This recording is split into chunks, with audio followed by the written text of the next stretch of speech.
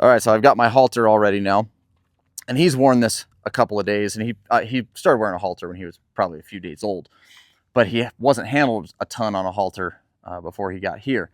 And if this was his first day ever, I would have started working him just a little bit with this rope kind of up here behind his ears, just so that he could have had a little bit of feeling of something putting some pressure on the top of his neck, but that wasn't quite so overwhelming as the halter itself.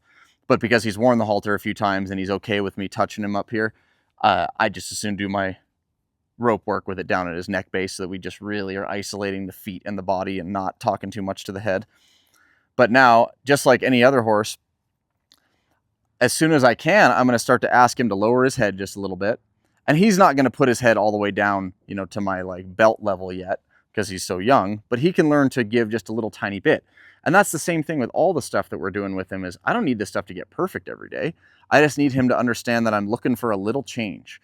And if he can accept that and decide that, you know, life's not that hard, if he just has to try a little bit, he'll probably stay eager to learn for his whole life. So just like any horse, I want to be able to put my hand over his neck like that and kind of bring my halter up. And he just kind of felt that slide along his hair, and it startled him for a second. So I just did it one more time. And then I'm going to make this noseband available to him here and see him kind of hunting that noseband, just like any horse. Very good. Now, before I started putting this halter on, I did a little bit of running my hand around his whiskers and around his muzzle, just to see if that was something that was going to startle him. Because a lot of horses, just the first time they feel something up under their chin, it's enough to make them jerk their head up. So making sure that he can be touched around his muzzle before that rope goes over there can be really useful. So I go to take this off. On him, I've been practicing bringing stuff up the back of his head and touching him on the back of his ears, and he's really not too bothered about that. So I could be as careless as I really wanted to be, probably taking this rope off. But if this was the first time I had ever put him on the halter off on my lariat, I'd build this loop up really big, and I would try to take it off like a game of Operation, where it didn't touch his ears and it didn't touch him on any of the other sensitive parts of his head.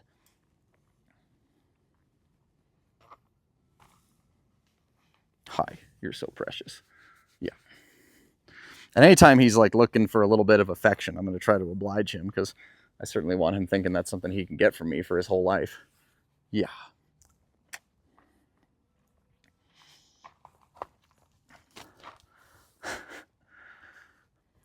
So I messed with him on the halter for maybe 5-10 minutes yesterday. And you'll see it's just all the exact same stuff at first as what we were doing on the lariat, where I just want to see, can I cause movement? And then what happens when he starts to feel the halter a little bit? And the first day I was working him in here like this. Hey, can you go? Can you go just a bit? There you go. The first day he walked forwards in here and he kind of felt a little tiny bit of pressure on his head with the halter. He just stopped. He went, oh, I'm stuck. I'm running into something. I can't go. And I just had to encourage him a little bit to keep walking. And then to start to figure out that if I step here, you know, and that's how much he weighs. That's hopefully how much he's going to weigh for his whole life, until he can figure out how to do that. Wonderful. And now, of course, especially with a really young horse, but it doesn't really matter. I'm always trying to do as little as I can with this stuff.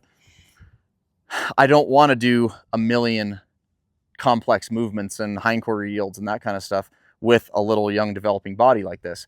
But I need to do enough that he shows me that he really understands the concept. And then I can probably leave him alone for the next 6, 8, 10 months. And when I pick him back out again, in the spring or in the summer next year and check in on this stuff, if it takes 5 minutes, it'll only take 5 minutes for him to remember. And it will save him, I don't know, 5,000, 10,000 hindquarter yields as an adult horse who doesn't understand how to give to the halter. And it's going to put him in a position where if he ever gets stuck in a halter, or, gosh, maybe he gets away from somebody and that rope gets tangled around something, if it's just in his nature to feel that rope getting tight and go, oh, how do I arrange my body to not pull? That might save him a lot of injury or a lot of trouble, or even just getting scared. But I don't need to do a whole lot more than that. That's pretty dang good. But I'll try the same thing if I step in here by his hind and say, can I ask those hind feet to move, but your front feet kind of stay with me? If I step off here in a little bigger circle, there he got stuck. So I'll drive the hind. I won't pull on the front. I'll say, activate the back end and then see where the front wants to go. There, all 4 feet are kind of drawn to me. That left hind's a little stuck, so I'll keep going. There's all 4, and he caught up to me, so I'll pet him. Super job.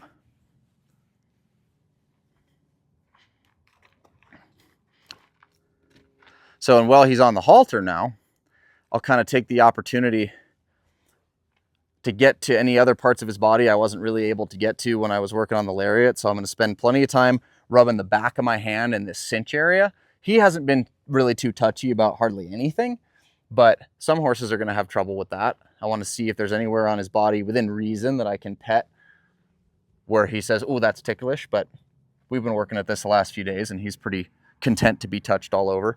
If I do a little bit like this with kind of a soft palm where I'm kind of patting and just letting it land a little firmer, because that can startle some horses. I'll reach over his other side a little bit and rub down his other elbow. You know, all that stuff's just going to be golden when I go to saddle him in a few years. So the same thing here, I have the opportunity to say to him, all right, I'm standing still, can you move? And he's working his mouth. And there he was able to move. I didn't move for him, he moved for me. Which is already important. You know, he already weighs several hundred pounds. I don't need him on top of me, but he's going to be a big horse. So the sooner he's thinking about that, the better. And see, he's pretty hooked on to me now. He's pretty interested in being close to me. So I'm going to do the same thing on this side. I might reach down his other side here and cozy up to him.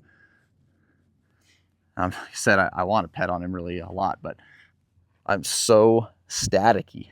There he's resting a hind foot. I really like seeing that. Yeah, he's letting me touch his belly. Super. So now here, instead of pulling on the halter, I'm going to say, move that end. And then the most obvious thing to do is move the front. Okay, so now I'm just going to give him a little lesson with my flag. He's seen this a few days, so it shouldn't be all that big of a deal. And because I've been asking him to shift back and come across in front and travel out and around me on my lariat and on this, I have no reason not to just start using this for all the same stuff. But the only reason he's going to be successful at this is because he's already figured out that he's in very little danger in his blind spot behind.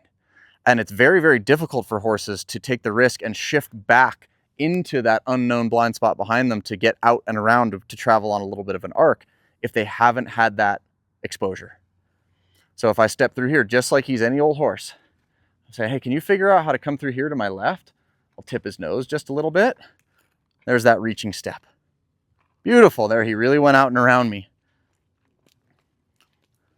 So I don't mind that he's going really slow here because I just keep checking in with him and saying, could you walk out a little bit? And right there, he said, no problem. I was just going slow because I was relaxed.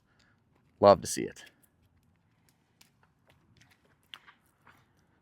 This is another place where doing this in this little pen gives us a little bit of an advantage to help him not get confused, because the outside of the pen is kind of holding the outside of our circle for us. Whereas if I was trying to do this in a big empty space, it'd be pretty easy for him to start pulling on the halter to try to get a little more room. But he doesn't really feel like he needs it at the moment. Could you just go a little more here? Good. Okay, so now just like any horse, wave this up and down behind his hocks. He says that doesn't bug him at all. I'll bring him up and pet him with it. Good. And then I might step in here towards his hind. I might use my flag just a tiny bit. There, that was pretty nice. I'll go to him and pet him. And you'll see, just like any other horse, I'm simultaneously teaching him that the flag can comfort him and help him find some place to get settled. And it can make noise that he doesn't have to worry about. And it can move his feet. And all that's going to come down to whether or not my leading hand has any feel in it, and whether or not there's any presence in my body. That was pretty dang good. So same thing, he's flowing around pretty nice here to the right. He's looking to the inside. He's going united. So I'll just start to wave my flag up and down behind his hocks. Little tiny startle there, so I'll just make a note of it. Bring that up and pet him. I'll go back to that same thing again. There, that was nice and clean. And while he's walking, I might check in some other areas of his body. There in that cinch area especially, maybe down his flank. He says, oh, there, he got a little stuck, so I'll drive him. And I'll go right back to petting the part that just made him think he had to slow down. Okay, now I'll step in here. That's how much he weighs. There's just a little articulation of the hind end. So that was just right. I'll kind of walk in here and let those hindquarters roll around. There, he felt the halter a little bit. There, the front came a little bit to me, which I like. Oh, now we're a little tangled up. I'll drive him. Say, can you figure out how to get out of this jam? Which end do you want to move? There, he moved the hind. That made it possible for the front to go. There. He's kind of looking at the halter rope on the ground there. That's good.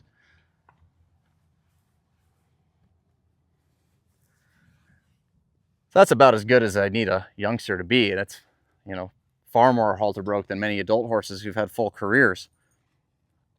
I'll say, can you come across here? His hind end's probably gonna have to move first, like that. Yep.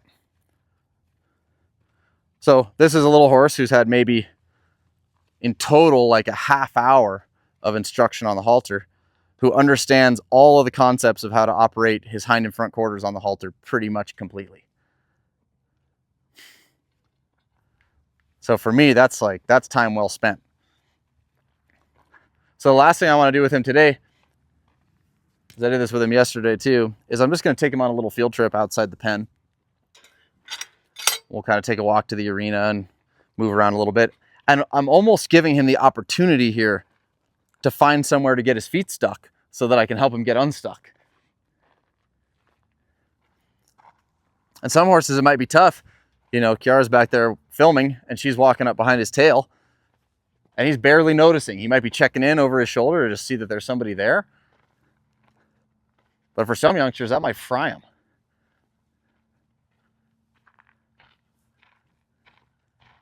Well, I'd say there's a chance we will be accosted by a big white puppy.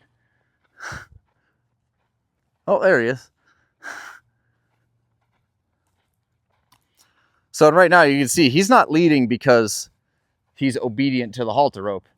He's leading because he is just hooked on and wants to follow me. Well, that's how you teach one how to lead. I don't want my horse to lead because it knows that there will be unpleasant consequences if it resists the halter. I want it to lead because it wants to be with me. So here, if I drive his hind a little bit, say, could you turn and get ready to go this way? He says, no problem. He wants to investigate the sand. I'm fine with that. He says, this looks like a pretty nice place to lie down.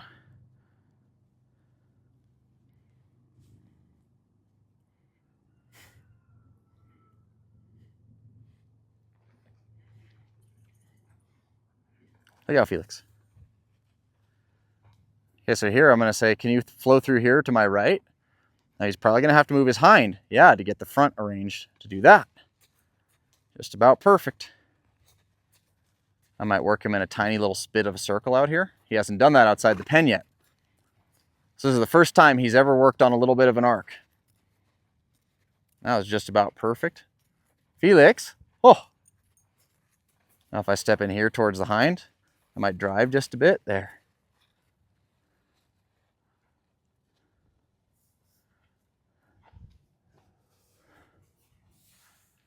No trouble.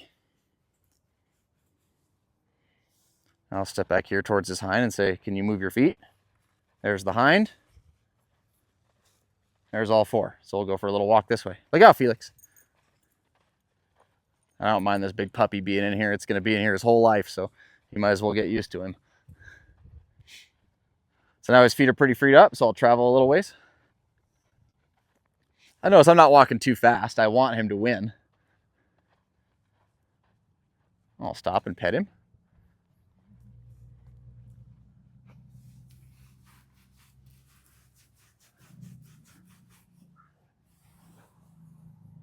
Oh, I'm sorry, I shocked you there. Yeah.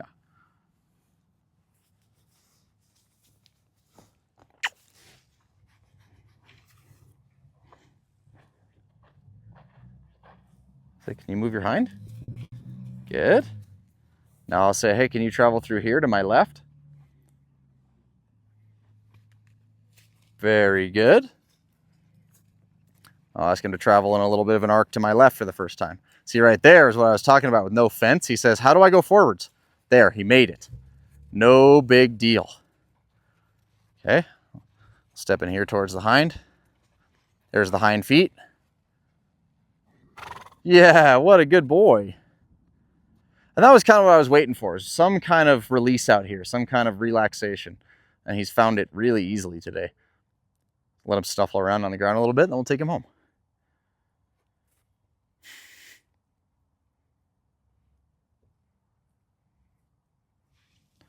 All right, you don't need to eat that much dirt.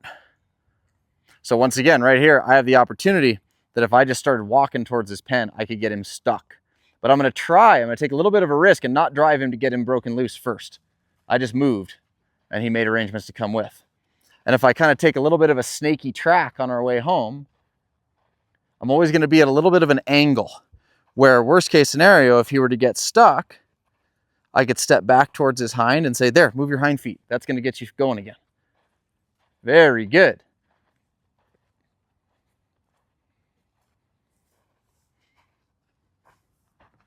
Oh, are you so sleepy? He says, I'm very sleepy.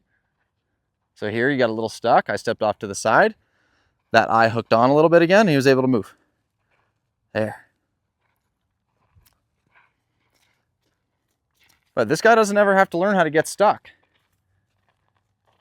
He can figure out that the halter and lead rope are always helping him go someplace he wants to be. So here I can get back here and say, move your feet.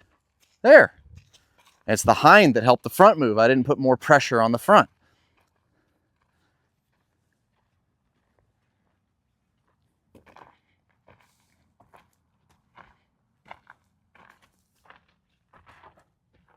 This is a little narrow gap, so this is the harder spot to help him get unstuck if I have to. But I can even get back here and drive him a little bit and say, can you get through here? Very good. Now, if he goes past me like that, well, he's got a little semblance of hindquarters. So he's not going to get in a big wreck if he goes past me, feels that rope come up tight on his head, and then gets scared that he can't move. He already knows how.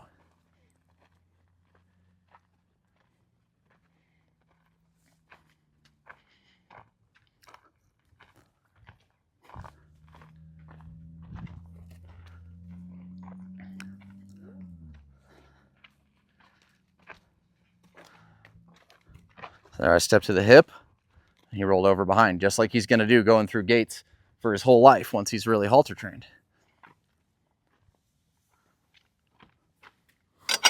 Hi, you did so good today. Very nice. That was easy. Do one more little step back. Lovely. So now take the halter off, just like anybody else. I'm going to ask him to lower his head a little bit. I'm doing that with just my hands. I'm not pulling on the halter because I want him to do that because of me, not because of the pressure of the rig. And I'm kind of using both hands to just put a little bit of kind of a soft rocking back and forth on his head with a little feel down like that. And when he explores down, I release and pet.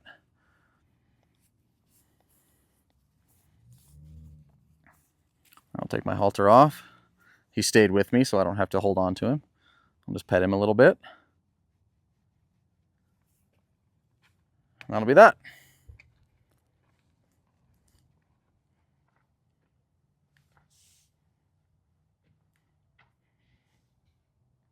Let's see what he wants to do here. Might help him get unstuck. He's pretty cooked from his little lesson today.